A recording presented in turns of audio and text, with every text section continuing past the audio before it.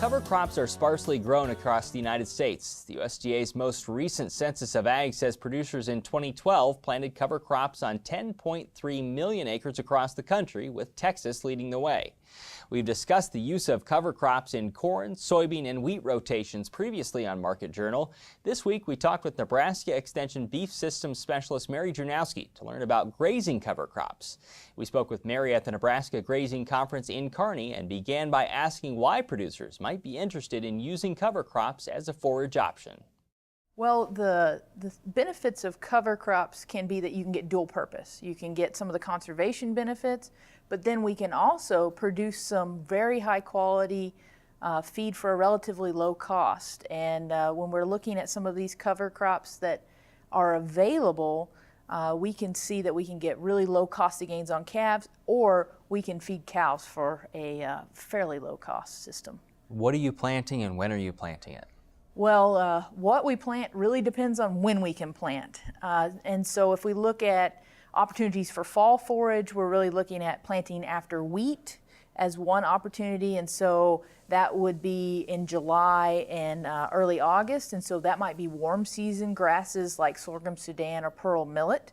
Those are really great options. Once you get about the 1st of August, we really switch to cool season, winter sensitive species like oats and brassicas. Brassicas are really turnips, radishes, rape, those type of things are great sources of feed during that period of time. And then when we get later than about the first week of September, we really need to start thinking about planting something for spring forage production.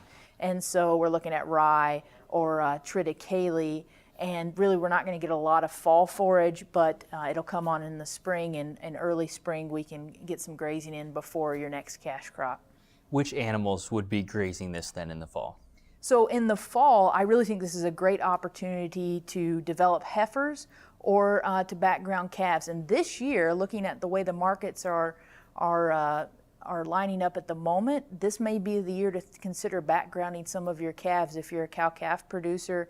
It looks like the weight slide on prices is not really all that steep, and so taking a 500-pound calf and getting them up into the 600-pound range may be a great opportunity. We're getting gains on those cool seasons, so oats and brassicas gains of about 1.5 to 2 pound a day, and our cost of gains are somewhere around 25 to 50 cents per pound. Can you tell me more about the nutrient content of some of those cover crops that you're using?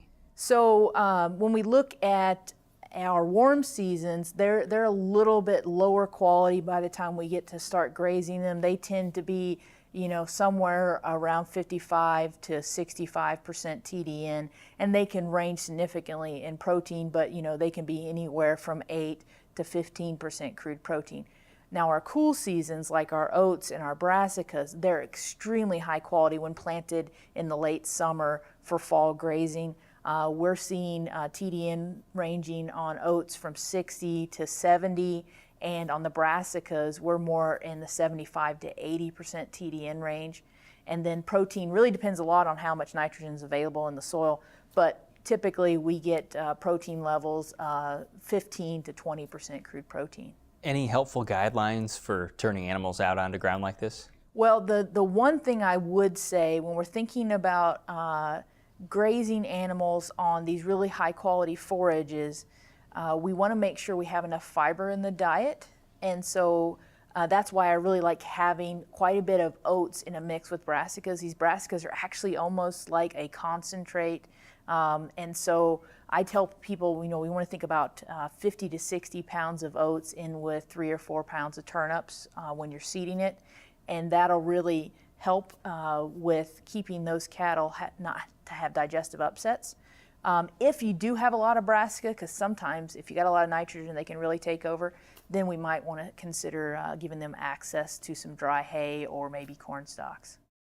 Mary says UNL researchers are still studying several aspects of using cover crops for grazing, such as the subsequent effect on crop yields, their water usage, and water needs of the grazing animals. You can learn more about using cover crops as a forage by attending a Nebraska Extension Field Day near Bolus, Nebraska on August 25th.